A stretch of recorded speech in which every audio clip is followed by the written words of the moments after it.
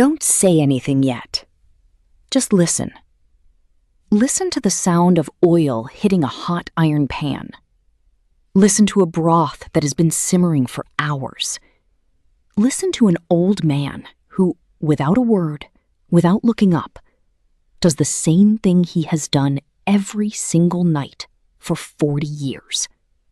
Same time, same motion, same silence.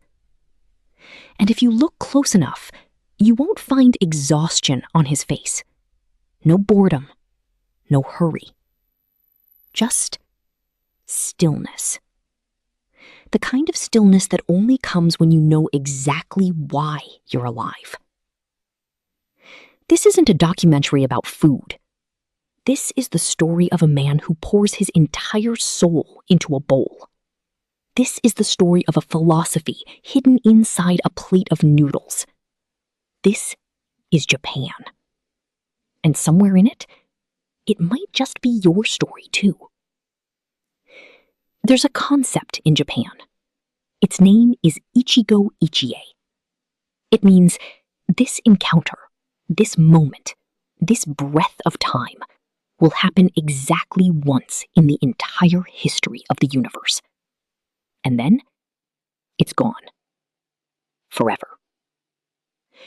When a Japanese street vendor sets a bowl in front of you, he isn't just serving food. He's giving you a moment that belongs only to you. And that's why he checks every topping, feels the temperature of the broth, adjusts the noodles. You might not notice him doing it, but he does it. Because he knows when you sit down in front of that bowl, you have only a few minutes. And those minutes can turn your tired gray evening into something you'll carry with you. Or, if he didn't care, they'll dissolve into the same gray exhaustion. That's the weight he carries. That's the love embedded in a bowl of ramen. That is Ichigo Ichie. And the most fascinating part? That customer will probably never know how much care went into that bowl, how much thought, how much life. But their heart knows. That's why they come back, again and again, to the same. The world has experts. The world has professionals. The world has chefs. But Japan has shokunin. And the difference is enormous. A shokunin isn't someone who is good at something. A shokunin is someone who has decided that thing is as necessary as breathing. In Tokyo's Tsukiji market, there is a man. He makes tamagoyaki, Japanese rolled eggs. Only that, nothing else. For 50 years. No fancy restaurant, no Michelin star, no social media presence. And yet, every morning, a line forms outside his stall before he even opens. People arrive an hour early. Just for his egg rolls. A journalist once went to interview him. She asked, "Don't you ever get bored?" The old man smiled and said, "I've been doing this for 50 years, and even today, when I wake up in the morning, I feel like I still haven't gotten it right." 50 years, and he's still learning. Sit with that for a second. We get bored with our jobs in 2 years. We pivot careers every few months. We constantly feel like we should have done something else. And there is a man who lights the same burner every morning, spreads the same batter, makes the same fold, and still feels like he has more to learn. That is not obsession. That is devotion. And the difference between those two things is this. Obsession consumes you. Devotion completes you. We are terrified of silence. We fill every gap. Noise, conversation, scrolling, music. As if emptiness is a problem. As if quiet is a weakness. Japan disagrees. Japan has a concept called ma. There's no direct translation, but it means the space between two things, the pause between two notes, the breath between two words, the distance between two people. That silence, that gap, that emptiness, which is actually full. At a yakitori stall, very few words pass between vendor and customer. A nod, a gesture, a small smile, and that's it. No "how was your day?" No small talk, no performance. But this isn't coldness. This is respect. It means you came here to eat. You need a break. I am not going to interrupt that break. This moment is yours. And when you sit at that stall, still in your suit, still carrying the weight of the day, and you pick up that first skewer, the silence doesn't feel heavy. It feels light. Like someone lifted something off your shoulders without asking. Why do we listen to ASMR? Why do we try to meditate? Why do we search for quiet corners in loud cities? Because we need ma. We need that space. We need that fullness inside the empty. Japanese street food vendors, without knowing it, give that away every day to everyone, free of charge. Let me ask you something. The work you did today, was it better than yesterday? Think about it, honestly. Most people would say, I don't know, maybe. Actually, I didn't even think about it.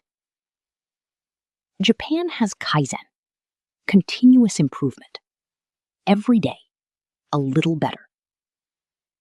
But the real meaning of Kaizen isn't just the result. It's the question, asked every night, after every single day. What could have been better today? In Osaka, there's a vendor who makes takoyaki, those small octopus balls, for 30 years. And every night, when he closes his stall, he pulls out an old notebook and writes, "Today the batter was a touch too thick.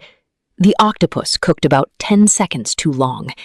The ginger ratio in the sauce was slightly off." Every night, 30 years. The pages of that notebook have yellowed. Some are so old the ink has faded. But that notebook is his most prized possession. Because inside it are 30 years of learning, 30 years of failures, 30 years of small, quiet victories. And here's the thing, he still writes in it. Today, tomorrow. Because he knows perfect is never coming. And that's the whole point. We want to be perfect. We want to reach a day where we can say, done, I made it, I'm complete. That day doesn't come. And thank God it doesn't. Because if it did, what would be the reason to wake up? Kaizen says this, perfection is not a destination, it's a direction. Keep walking. Just keep walking. Tell me something. When's the last time you did something for someone without thinking about what you'd get back? We've all become transactional. We don't realize it, but we have. I'll do this for you. You do that for me. I'll make you happy. You give me a 5-star rating. I'll be kind. You'll like me for it. Japan has a concept called Omotenashi. And Omotenashi is the complete opposite of all that. Omotenashi means, you came to me. That is enough. Now I will give you everything I can. Not because I'll get something, but because you are here. And this is my responsibility. This is my privilege. Here's a small detail that shocks most Western visitors. In Japan, street food vendors don't accept tips. If you try, they'll politely refuse. Because for them, your satisfaction is the reward. Your return is the tip. This concept makes us uncomfortable because we don't understand it. We keep thinking, there must be something behind this. Why are they so nice? But there isn't anything. They are just kind, plain and simple. And in today's world, that is the rarest thing there is. Genuine kindness, no strings attached, no hidden agenda. Just, you showed up, and I'm here for you. Japan is one of the hardest working countries on Earth. There is a word there, Karoshi. It means death from overwork, dying from work. And it's so common in Japan that there is an official word for it. Millions of people there wake up every morning, commute to work, put in 12, 14, 16 hours, come home, sleep, and do it again. No complaints, no, I can't do this, no public breakdown. This is Gaman. Gaman means endurance, patience, keeping your pain inside, not showing it, not burdening the people around you. And this concept is both beautiful and deeply tragic. Beautiful because there is a quiet dignity in it. Tragic because there is a profound loneliness in it. But here's what happens. These are the people who, on their way home at night, stop at a street stall. They sit down. They order a hot bowl. And for a few minutes, just a few minutes, they put the gaman down. They don't release their pain. They don't cry. They don't share it with anyone. They just eat. And in that warmth, in the warmth of that bowl, something shifts. Just slightly. Just enough. Street food here isn't just nutrition. It's a pressure valve. A silent therapist. One that doesn't ask questions. One that just offers warmth. And sometimes, that is all anyone needs. Sometimes, that is everything. We live in a world where everything has to look perfect. Photos, perfect. Bodies, perfect. Homes, perfect. Lives, perfect. We use filters. We find the right angles. We write the caption. We post. And then, we wait. For likes. For validation. For someone to tell us it was good enough. Japan offers a different idea. Japan says, Wabi-Sabi. It means the beauty of impermanence and imperfection. The crack in an old cup. The rust on a well-used pan. The uneven surface of handmade pottery. These are not flaws. These are stories. In Tokyo, there are street stalls that are 60, 70, 80 years old. The wood is rotting in places. The paint is peeling. The signboard has faded past reading. And those stalls have the longest lines. Because when you run your hand along that old wood, you feel it. Thousands of people sat here before you. Sad people, joyful people, lonely people, people hopelessly in love. And this stall fed every one of them, gave something to every one of them. That crack in the cup represents every lip that ever touched it. Wabi-Sabi is this. And we, today, live in the exact opposite. We want new, shiny, perfect. But what is worn? What is old? What is imperfect? Is actually the most human thing there is. In kintsugi, the Japanese art of repairing broken pottery with gold, the crack isn't hidden. It is made more visible, more beautiful. Because that crack is your story. Don't hide it. In Japan, cherry blossoms are called sakura. And every spring, all of Japan goes outside. Families, couples, old people, Children. They sit under the sakura. They have picnics. They talk. They just look at them. And then, within 1 week, the petals begin to fall. And everyone goes quiet. This isn't exactly sadness. This is mono no aware. The bittersweet feeling of things passing. When something beautiful leaves, and you feel that ache, that gentle grief. Japanese street food works the same way. Sakura mochi, only in spring. Hot amazake, only in winter.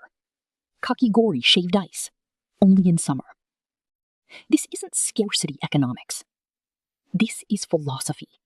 When you know this flavor, this specific moment, won't be here for the next 9 months, you eat it differently. You don't check your phone. You're not halfway somewhere else in your head. You are present, fully, completely present. And in that moment, it's no longer just food. It becomes a memory, one that stays with you. I once read about a Japanese woman. Every year, she would go with her mother to a specific stall. Sakura season, sakura mochi. Then her mother passed away. The following spring, she went alone. Same stall, same season. And when she took that first bite, her mother came back. Her laugh, her voice, the warmth of her hand. That flavor was her mother. This is mono no aware. What leaves doesn't disappear. It lives in flavors, in smells, in textures. We don't just eat to survive. We eat to remember. We eat to live. In Japan, before every meal, people press their palms together and say, Itadakimasu. This does not mean let's eat. It is a prayer, an acknowledgement, a gratitude.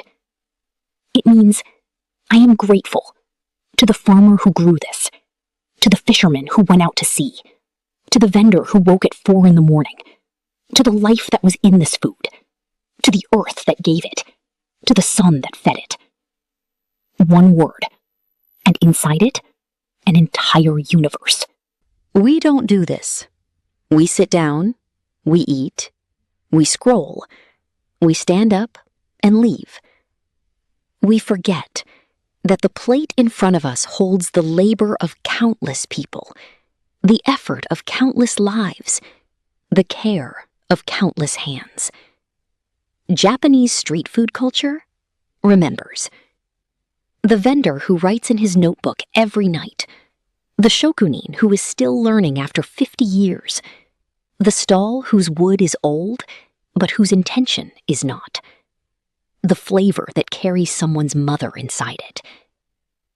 All of this culture, this philosophy, is trying to tell us something.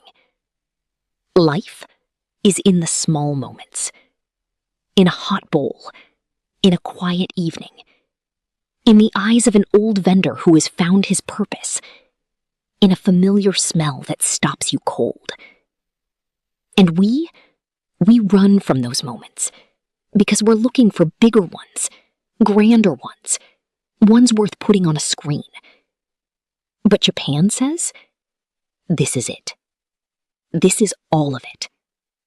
This bowl, this moment, this warmth. This is enough. You are enough. And the next time you eat something, anywhere, anything, stop for 1 second. Look at it. Smell it. Feel it. And silently thank everyone whose hands touched it before yours. Maybe you press your palms together. Maybe you just breathe. But acknowledge it. Because gratitude is the first thing that makes you present. And being present, that is what living actually feels like. Ajiwao. Ajiwao. to savor, to be present, to live.